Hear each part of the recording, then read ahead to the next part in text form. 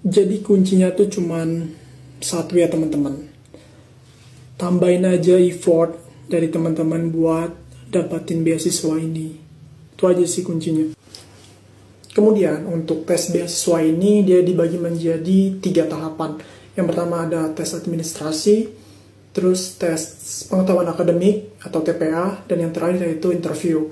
Nah jadi di pengetahuan akademik atau tes TPA ini dia berkaitan dengan pengetahuan sawit dan juga psikotes. Nah jadi untuk pengetahuan sawit sendiri itu biasanya yang sering keluar tentang morfologi tanaman kelapa sawit, kemudian sejarah, terus infrastruktur yang ada di perkebunan, dan juga istilah-istilah lain yang ada di perkebunan kelapa sawit. Dan yang pastinya juga terkait dengan pabrik pengolahannya pun pasti juga akan keluar. Tapi itu semua masih basic, masih sangat basic teman-teman. Dan kemudian ini juga berkaitan dengan effort teman-teman, bagaimana teman-teman untuk mencari tahu kisi-kisi tersebut dan mempelajarinya. Di Google sangat banyak teman-teman. Teman-teman bisa search aja. Oke. Terus yang kedua itu berkaitan dengan psikotes. Nah, psikotes ini dia sangat banyak yang sering keluar itu terkait dengan psikotes gambar. Nah, psikotes gambar, kemudian deret aritmatika, tes koran, dan yang terakhir yaitu tentang papikostik test atau tes kepribadian.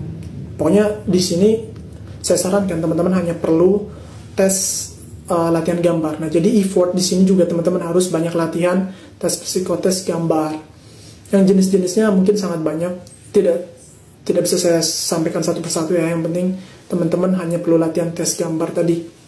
Kemudian yang terakhir yaitu ada tes interview. Nah, jadi nanti setelah 3 minggu atau 2 minggu setelah tes akademik akan ada pemberitahuan bahwasanya teman-teman lulus di tes akademik, lulus atau tidaknya. Jadi teman-teman yang lulus nanti di tes akademik, teman-teman akan lanjut ke tahap interview. Nah, di tahap interview ini tujuan dari panitia penyelenggara ialah untuk mengetahui apakah teman-teman layak mendapatkan beasiswa ini atau tidak. Jadi di sini nanti asesor akan menanyakan terkait dengan maybe persoalan pribadi teman-teman, kehidupan teman-teman, dan juga bagaimana teman-teman mengatasi permasalahan tersebut. Pokoknya berkaitan dengan kepribadian lah. Jadi nanti mungkin akan kita bahas di VT selanjutnya.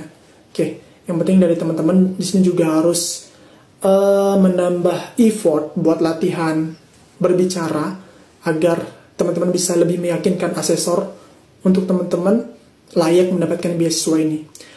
Oke, jadi kuncinya cuma satu teman-teman. Teman-teman hanya perlu menambahkan effort untuk belajar yang nantinya akan memberikan dampak positif, dan pastinya teman-teman akan lebih confident untuk menjawab pertanyaan-pertanyaan soal tes beasiswa BPDPKS nanti di bulan Juni. Oke, semangat!